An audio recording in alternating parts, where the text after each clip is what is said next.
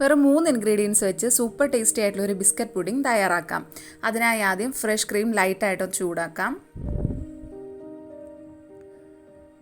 Just ഒന്ന് ചൂടായി വരുമ്പോൾ അതിലേക്ക് ചോക്ലേറ്റ് പീസസ് ഇട്ട് കൊടുക്കാം.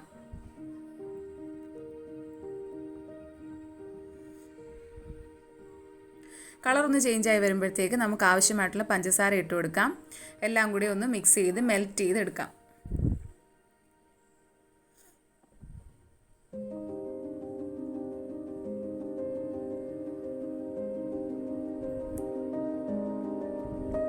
നല്ലതുപോലെ തണുത്തതിന് ശേഷം നമുക്ക് ഇഷ്ടമുള്ള ബിസ്ക്കറ്റ്, ഞാനിവിടെ എടുത്തിരിക്കുന്ന ഹൈഡാൻസിക്കിൻ്റേതാണ്, അതൊന്ന് ക്രഷ് ചെയ്ത്, ഒരുപാട് പൊടിയുണ്ട, ജസ്റ്റ് കൈ വെച്ചൊന്ന് ക്രഷ് ചെയ്ത് ഇട്ട് കൊടുത്തൊന്ന് മിക്സ് ചെയ്തെടുക്കാം. ശേഷം ഒരു പാത്രത്തിലേക്കോ പുഡിംഗ് ട്രേയിലേക്കോ ഒഴിച്ച് മാറ്റാം.